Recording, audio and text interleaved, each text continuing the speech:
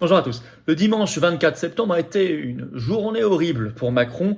Ce qui est très intéressant structurellement, on va parler de son interview sur TF1 France 2. Je pensais qu'elle n'allait pas en sortir grand-chose et en réalité, elle fait couler beaucoup d'encre parce qu'on y voit un Macron plus affaibli, plus faible et plus humilié que jamais.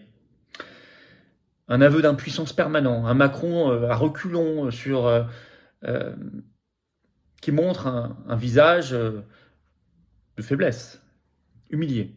C'est intéressant parce que un Macron bloqué est toujours préférable à un Macron qui agit. Ça, on en est tous, je crois, convaincus. L'idéal étant évidemment qu'il s'en aille, qu'il parte. Si cette interview peut alimenter le processus de destitution, alors nous en serons ravis. Si ça peut allumer cette lumière-là chez quelques parlementaires, notamment, c'est eux qui peuvent le faire. Alors tant mieux, on va revenir sur tout ça. Et puis le même jour, je disais une journée horrible parce que ce dimanche 24 septembre, lourd défaite au sénatorial pour son parti, Renaissance. Et puis même les audiences TV montrent que les Français, les téléspectateurs ne veulent plus entendre parler de lui, quoi. Vous allez voir cela. N'hésitez pas à partager cette vidéo. Tout ce qui est du carburant pour nous libérer de la Macronie, de l'oligarchie qui est derrière, est bienvenu. Donc n'hésitez pas à partager massivement cette vidéo si vous voulez bien. Pour cela, vous abonner à cette chaîne YouTube, vous cliquez sur s'abonner, petit clic en dessous. Hop, c'est fait, c'est gratuit bien sûr, hein, c'est instantané. Et ça aide, vous le savez énormément, hein. Les algorithmes de YouTube vont mieux référencer les vidéos si vous êtes abonné plutôt que pas abonné. Je dis cela à tous les nouveaux, à tous les anciens, bienvenue sur cette chaîne, et puis également à ceux qui se sont fait désabonner sans le savoir par YouTube, vérifier, et qui vont donc se réabonner. Merci à vous. Grand rendez-vous, ça approche. Samedi 7 octobre, rendez-vous 14h, Paris, place du Palais Royal, pour le grand cortège national massif pour le Frexit et la sortie de l'OTAN.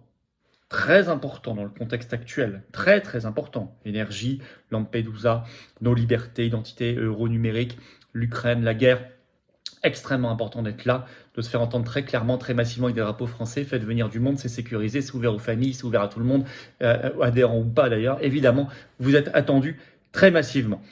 Je vous attends également aux Patriotes. Voilà. Vraiment, j'ai besoin de vous. Vraiment, j'ai envie d'être à vos côtés. J'ai envie qu'on se batte ensemble. J'ai envie que vous rejoigniez des gens qui pensent comme vous les découvriez comme nouvel adhérent à côté de chez vous, et en métropole, outre-mer, à l'étranger, on est là. Peut-être que vous n'êtes plus adhérent parce que ça fait plus d'1 an, vous n'avez pas fait attention, vérifiez, devenez réadhérent. Vous voulez faire un don de soutien au mouvement pour l'aider à financer plus d'affiches, de tracts, d'opérations coup de poing, de manifestations, d'être plus préparé pour la grande liste de rassemblement pour le Frexit aux européennes en juin prochain, faites-le, ce don. Tout ça, c'est défiscalisé aux 2 tiers pour vous, adhésion don. C'est-à-dire que si vous mettez 60 euros, après impôt, ça vous coûte 20. Si vous mettez 300, ça vous coûte 100. Si vous mettez 3000, ça vous coûte 1000. Si vous mettez 10, ça vous coûte 3, etc. Et vous êtes dans une grande famille. Largement le plus grand mouvement souverainiste et de défense des libertés de France pour se libérer de l'oligarchie. Je rappelle que nous n'avons pas les millions et les copains du système. Non, pas du tout. Comment on fait pour adhérer? C'est le même lien, c'est le premier sous la vidéo en description, c'est un lien en commentaire épinglé, une petite fiche maintenant sur l'écran, et dans les dernières secondes de la vidéo, le lien aussi sur l'écran. Faire un don de soutien au mouvement, c'est le deuxième lien sous la vidéo en description, tout simplement. Bravo aux donateurs, aux adhérents, bienvenue aux nouveaux adhérents patriotes. Alors Macron, plus faible et humilié que jamais. Finalement, interview très intéressante sur TF1 et France 2, c'était ce 24 septembre à 20h, un festival, hein. Un festival de reculade, d'humiliation, de renoncement, dans une journée déjà catastrophique pour lui.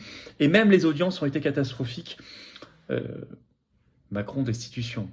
Voilà. Mais au moins Macron bloqué. Je vais vous dire, c'est déjà bien. Alors, triplement désavoué. 1 sur le Niger. Oh, c'est incroyable, hein. Donc, ce qu'il a dit, hein, ça a été résumé par une dépêche AFP ce 24 septembre. Hein. Niger, Emmanuel Macron annonce le rapatriement de l'ambassadeur de France et des militaires français. Donc l'ambassadeur, ce sera dans les prochaines heures, a-t-il dit. Et pour les militaires français, ils sont 1500, je vous rappelle, au Niger. J'ai fait des vidéos sur la situation au Niger ces dernières semaines, allez voir. Hein. Ce sera dans les semaines et les mois qui viennent. Et ce sera totalement terminé, a-t-il dit, à la fin de l'année 2023. Alors, là où c'est une reculade et une humiliation, c'est que c'est totalement contraire à toutes les démonstrations verbales de force qu'il a faites en disant non, on n'enlèvera ni l'ambassadeur ni les militaires depuis le 26 juillet dernier, c'est-à-dire le jour du putsch au Niger. Et d'ailleurs, dès ce 24 septembre au soir, dans un communiqué, le régime militaire nigérien a salué cette décision un peu en humiliant Macron. D'ailleurs, les spécialistes ne s'y trompent pas. Il est interviewé dans Le Parisien ce 24 septembre, après l'interview de Macron. Thierry Vircoulon, qui est le coordinateur de l'Observatoire de l'Afrique centrale et australe à l'IFRI, c'est-à-dire l'Institut français des relations internationales, et il déclare, je cite, c'est un aveu d'impuissance. Donc là, nous avons de nouveau, dans toute sa minuscule splendeur, sa minuscule superbe, nous avons Macron qui apparaît comme humilié à la face du monde sur ce dossier nigérien. Mais c'est pas le seul. Aveu d'impuissance terrible, assez révoltant d'ailleurs, sur le dossier entre l'Azerbaïdjan et l'Arménie, où Macron s'est contenté d'une profession de foi, disant dans cette interview, la France se tient, je cite, la France se tient aux côtés du peuple arménien, la France est aujourd'hui très vigilante à l'intégrité territoriale de l'Arménie. D'accord, parole, parole, parole. Parce que on sait, là, depuis ce mois de septembre 2023, il y a une nouvelle offensive donc de l'Azerbaïdjan au Karabakh contre des populations arméniennes, bien sûr. Mais Macron avait déjà déclaré sur France 2, le 12 octobre 2022, il y a presque un an, il avait déclaré ceci, la France n'abandonnera pas les Arméniennes et les Arméniens. Qu'est-ce qu'il a fait en un an? Il redit la même chose ce 24 septembre au soir. Mais en réalité, que se passe-t-il? La vraie raison, pourquoi une impuissance pareille? Et donc une forme d'humiliation. Pourquoi une telle faiblesse? La vraie raison, c'est que le 18 juillet 2022, suite aux sanctions anti-russes qui nous privent de gaz russe, Ursula von der Leyen, la présidente de la Commission européenne, est allée en Azerbaïdjan, signer tout sourire, ça a été filmé, photographié, avec le président de l'Azerbaïdjan, président Aliyev. Elle a signé un accord, je cite, c'est écrit sur le site de la Commission européenne, pour renforcer les relations bilatérales entre l'Union européenne et l'Azerbaïdjan, y compris dans le domaine de l'énergie. En effet, c'est un accord qui prévoit notamment une plus grande fourniture de gaz pour l'Union européenne, parce qu'on s'est privé, encore une fois, à cause de ces sanctions idiotes anti-russes, de gaz russe. La réalité, elle est là. Voilà. Donc, Macron est pieds et poings liés. Il peut bien s'agiter et dire tout ce qu'il veut. La réalité, c'est qu'Ursula von der Leyen, elle fait exactement l'inverse. Voilà. Troisième dossier où il apparaît ridicule.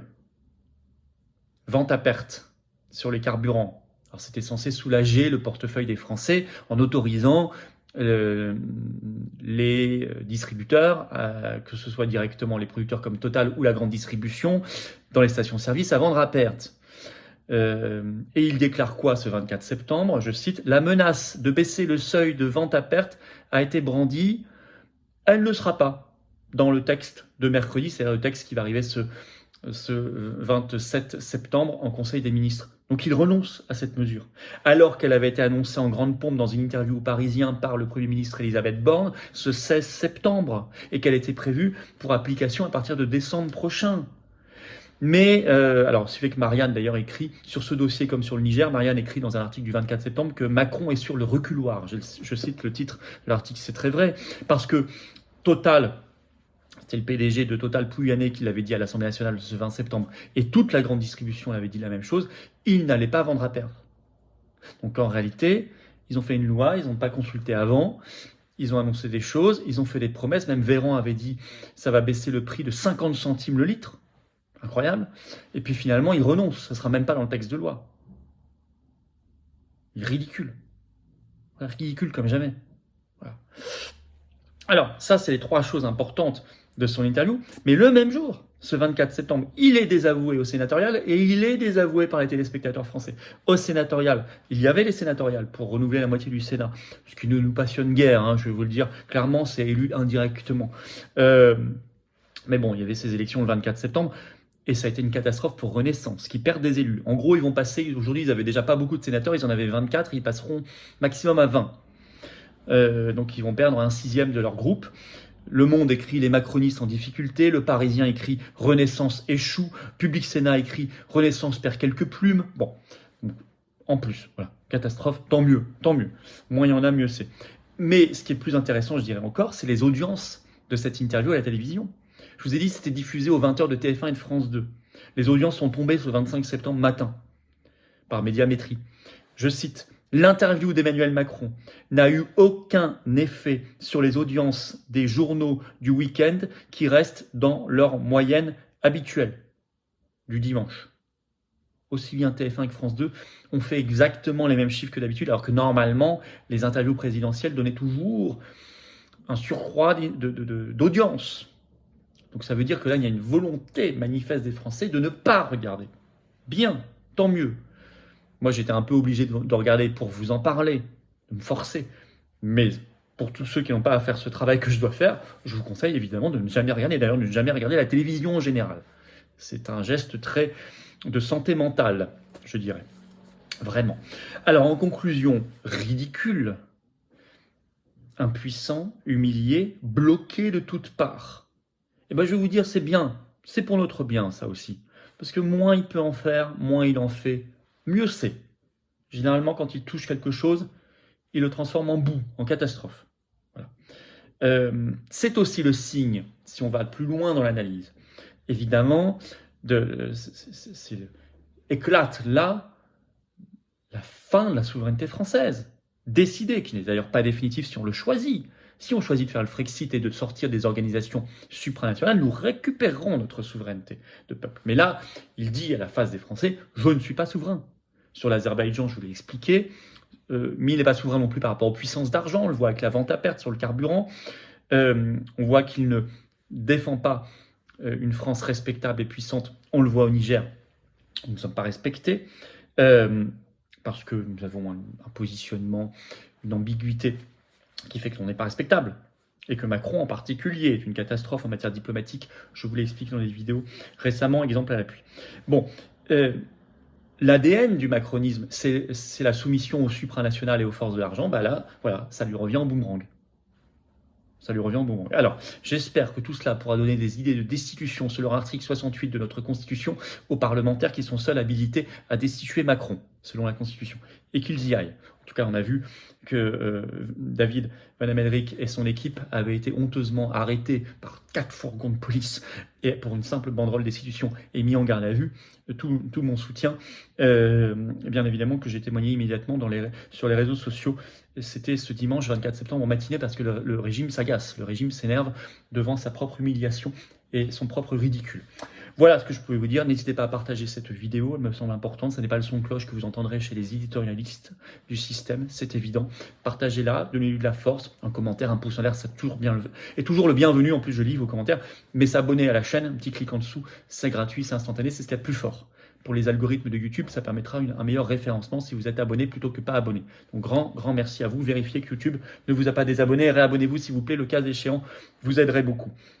Oh, une fois que vous êtes abonné, appuyez sur la petite cloche, elle va apparaître. Comme ça, vous êtes notifié dès qu'il y a une nouvelle vidéo sur la chaîne, automatiquement, ou un nouveau direct. Voilà. Je vous attends, samedi 7 octobre, rendez-vous Paris 14h, place du Palais Royal. On va jusqu'à la place Pierre-Laroque. Grand défilé national pour le Frexit et la sortie de l'OTAN. Organisez-vous, ça va être extraordinaire. Il y a un monde fou qui va venir. Vous allez voir ça. Je vous attends, patriotes. Voilà. Je vous attends. J'ai envie que vous soyez là à mes côtés, qu'on se batte ensemble pour nous libérer. Pour nous, nos enfants et nos petits-enfants. Pour notre belle France qu'on adore, qu'on aime tant, notre France rebelle, éternelle, et pour notre humanité vraiment humaine. C'est tout ça, nos combats. C'est incroyablement dans la résistance et anti-oligarchique. On n'a pas du tout les appuis financiers et médiatiques du système, mais on vous a vous, on nous a nous, on a nos convictions, notre constance, notre ténacité, notre action concrète sur le terrain qu'on vous propose, dans le rassemblement qu'on vous propose et qu'on construit. C'est ça les patriotes. Je vous attends. Vous pouvez réadhérer, c'est le premier lien sous la vidéo en description. Ce lien est également en commentaire épinglé. Dans quelques secondes, il apparaît sur votre écran. Vous pouvez faire un don de soutien au mouvement. C'est le deuxième lien sous la vidéo en description. C'est très facile, c'est très utile, c'est très vital pour un vrai mouvement authentique. Tout ça est défiscalisé aux 2/3 pour vous. Si vous mettez 60, ça vous coûte 20 après impôt. Si vous mettez 10, ça vous coûte 3. Si vous mettez 20, ça vous coûte 7. En gros, hein, si vous mettez 6 000, il y en a qui peuvent. Faites-le. Ça vous coûte 2 000 après impôt. Si vous mettez 5, ça vous coûte 1,7 à peu près. Voilà. Bravo, euros. Un bravo aux donateurs, aux réadhérents, bienvenue aux nouveaux adhérents patriotes et vive la France.